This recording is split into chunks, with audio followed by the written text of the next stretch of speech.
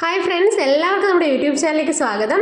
ഇത് മുന്തിരിക്കൊത്തിൻ്റെ റെസിപ്പിയാണ്. ഇത് ഞാൻ ആദ്യമായിട്ട് ട്രൈ ചെയ്യുന്നതാണ് കേട്ടോ. അടിപൊളി ടേസ്റ്റ് ഉണ്ട്. ഇഷ്ടപ്പെടുകയാണെങ്കിൽ ട്രൈ ചെയ്ത് നോക്കണം. അപ്പോൾ വീഡിയോയിലേക്ക് പോവാം. ഞാൻ ഒരു 3/4 കപ്പ് ചെറുപയർ എടുത്തു വെച്ചിട്ടുണ്ട്. ഇതിനെ നന്നായിട്ട് കഴുകി വൃത്തിയാക്കി 3-4 വെള്ളത്തിൽ നന്നായിട്ട് കഴുകണം കേട്ടോ. എന്നിട്ട് ഇതിനെ നന്നായിട്ട് നമുക്കൊന്ന് വറുത്തെടുക്കാം. ചെറിയ തീയിലിട്ടിട്ട് വേണം, അല്ലെങ്കിൽ ചെറുപയർ പെട്ടെന്ന് കരിഞ്ഞു പോകും. നല്ല ചുവക്കൊന്ന് വറുത്തെടുക്കാം. ഇതുപോലെ കളർ മാറി വരുന്നത് വരെ നന്നായിട്ടൊന്ന് വറുത്ത് മാറ്റി വയ്ക്കാം. അതിനുശേഷം നമുക്ക് അപ്പോഴത്തേക്കിനും നമ്മുടെ ശർക്കരയൊന്ന് ഉരുക്കാനായിട്ട് വെക്കണം. ഇത് ഒരു ഉണ്ട മുഴുവനും ഇല്ല, ഒരു വലിയ ഉണ്ടയുടെ അരമുറി അടുത്തൊരു 1/2 കപ്പ് വെള്ളത്തിൽ ഉരുകാൻ വെച്ചേക്കാണ്. അപ്പോഴത്തേനും നമുക്കൊരു അരമുറി തേങ്ങ വേണം. അരമുറി തേങ്ങ എടുത്തിട്ടുണ്ട്.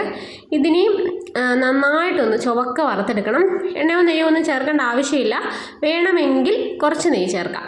1 സ്പൂൺ നെയ്യ് ചേർത്തിട്ട് ഒരു ടേസ്റ്റ് കൂടാൻ വേണ്ടിയിട്ട് വേണം. നമുക്ക് നല്ല എണ്ണയൊന്നും ഇല്ലാതെ നെയ്യൊന്നും ഇല്ലാതെ നന്നായിട്ട് തന്നെ വറുത്ത് കിട്ടും. അപ്പം നന്നായിട്ട് ചുവക്കെ വറുത്തെടുക്കണം. നന്നായിട്ടൊന്ന് ഫ്രൈ ആയിട്ട് വരട്ടെ. നമുക്ക് തേങ്ങ കൂടുതൽ ചേർത്താൽ നല്ലതാണ് കേട്ടോ. ഇത് ഞാനൊരു അരമുറി തേങ്ങയാണ് എടുത്തിരിക്കുന്നത്. ഇച്ചിരി കൂടെ കൂടുതൽ ചേർത്താലും കുഴപ്പമൊന്നുമില്ല. ചെറുപയറിൻ്റെ അതേ ക്വാണ്ടിറ്റിയിൽ തന്നെ നമുക്ക് തേങ്ങയും എടുക്കാവുന്നതാണ്. നന്നായിട്ടൊന്ന് ചുവക്ക വറുത്തെടുക്കാം. അപ്പോഴത്തേനും നമ്മുടെ ശർക്കരപ്പാനി നന്നായിട്ട് ഉരുകി വന്നിട്ടുണ്ട്. മാറ്റി വയ്ക്കാം, തണുക്കട്ടെ. അപ്പം നമ്മുടെ തേങ്ങ കണ്ടോ നന്നായിട്ട് കളറൊക്കെ മാറി വന്നിട്ടുണ്ട്. ഇനി നമുക്കിതിനെ നന്നായിട്ടൊന്ന് പൊടിച്ചെടുക്കണം. അപ്പം ഞാൻ ആദ്യം ചെറുപയർ പൊടിച്ചെടുക്കാൻ പോവാണ്.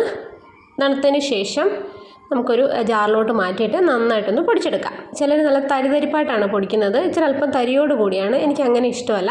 ഞാൻ ഇച്ചിരി ഫൈനായിട്ടാണ് പൊടിച്ചെടുത്തിരിക്കുന്നത്. അതൊക്കെ നമ്മുടെ ഇഷ്ടം പോലെ ചെയ്യാവുന്നതാണ്. അപ്പോൾ ഞാൻ തേങ്ങയും ജസ്റ്റ് ഒന്ന് പൊടിച്ചെടുക്കുന്നുണ്ട്. അതിൻ്റെ കൂടെ ഒരു 3-4 ഏലക്ക ചേർക്കുന്നുണ്ട്. തേങ്ങ പൊടിച്ചെടുക്കേണ്ട ആവശ്യമില്ല, പക്ഷേ എനിക്ക് തേങ്ങ പൊടിച്ച് ചേർക്കുന്നതാണ് ഇഷ്ടം. ഡയറക്റ്റ് ചേർക്കാവുന്നതാണ്. തേങ്ങ മിക്കപ്പോഴും ഡയറക്റ്റാണ് ചേർക്കാറുള്ളത്. ഞാൻ ജസ്റ്റ് ഒന്ന് മിക്സിയിലൊന്ന് കറക്കി എടുത്തിട്ടാണ് ചേർത്ത് കൊടുത്തിരിക്കുന്നത്. അതിൻ്റെ കൂടെ നമ്മുടെ ഏലക്കയും കൂടെ ഞാൻ ചേർത്ത് കൊടുത്തിട്ടുണ്ട്.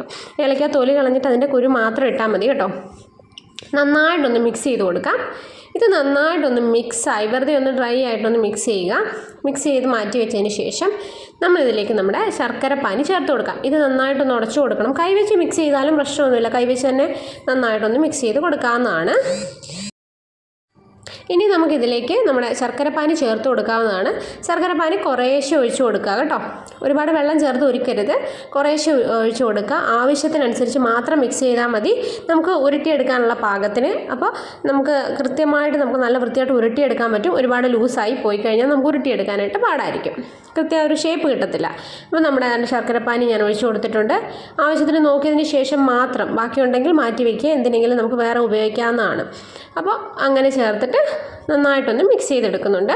അതൊരു നല്ല ഉരുട്ടിയെടുക്കാനുള്ള പാകത്തിന് എല്ലായിടത്തോട്ടും മിക്സ് ആയതിന് ശേഷം നന്നായിട്ടൊന്ന് നമ്മുടെ തവി മാറ്റിയിട്ട് നല്ല കൈവച്ച് തന്നെ, ആ ഒരു ചൂടൊന്നും ഉണ്ടാകില്ല, ചൂട് മാറിയിട്ട് വേണം ഒഴിച്ചു കൊടുക്കാനായിട്ട്.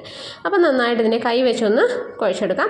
ഇനി ചെറിയ ബോൾസ് ആക്കി ഒരു ചെറിയ കുഞ്ഞ് നെല്ലിക്ക ഉണ്ടല്ലോ വലിപ്പത്തിൽ നമുക്ക് ഉരുട്ടി മാറ്റി വയ്ക്കാം. ചെറിയ നാരങ്ങയോ അല്ലെങ്കിൽ ചെറിയ നെല്ലിക്കയുടെയൊക്കെ വലിപ്പത്തിൽ നമുക്ക് ഉരുട്ടി മാറ്റി വയ്ക്കാം.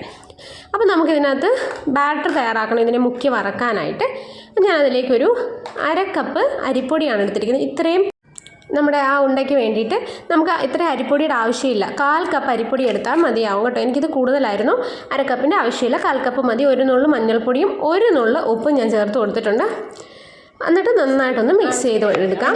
നമ്മളൊരു സ്പൂണിലെടുത്ത് നോക്കുമ്പോൾ താണ്ടെ ഒരു ചെറിയൊരു ലൈറ്റായിട്ടൊരു കോട്ടിങ് പോലെ അത്രയും മതി.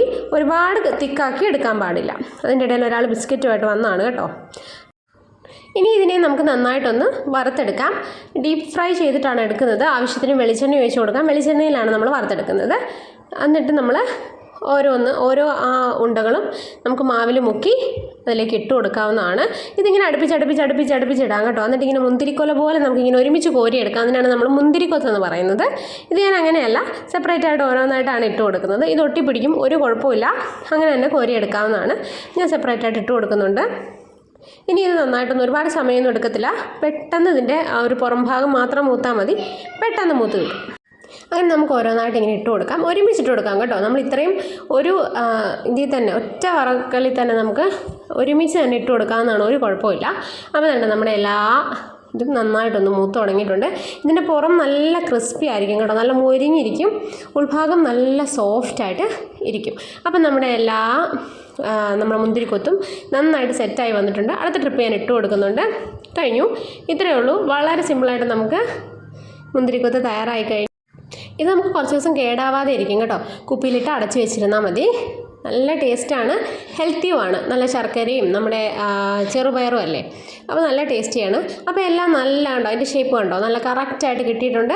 സിമ്പിളാണ്, അടിപൊളി ടേസ്റ്റുമാണ്. ഒരിക്കലെങ്കിലും നമ്മൾ വീട്ടിലൊന്ന് ഉണ്ടാക്കി നോക്കണം. അപ്പോൾ നമ്മുടെ റെസിപ്പീസൊക്കെ ഇഷ്ടപ്പെടുകയാണെങ്കിൽ, നമ്മുടെ ചാനൽ ഇഷ്ടപ്പെടുകയാണെങ്കിൽ ലൈക്ക് ചെയ്യാനും കമൻറ്റ് ചെയ്യാനും സബ്സ്ക്രൈബ് ചെയ്യാനും മറക്കരുത്. അപ്പോൾ അടുത്തൊരു വീഡിയോയിൽ കാണുന്നത് വരെ ബൈ. അപ്പോൾ നമ്മുടെ മുന്തിരിക്കൊത്തിൻ്റെ അകമൊക്കെ ഇരിക്കുന്നുണ്ടോ, നല്ല സൂപ്പറായിട്ടിരിക്കുകയാണ്. പുറമൊക്കെ നന്നായിട്ട് മൊരിഞ്ഞ് അടിപൊളിയായിട്ടുണ്ട്. എല്ലാവരും ചെയ്ത് നോക്കണം. അപ്പോൾ നമുക്ക് വീണ്ടും കാണാം.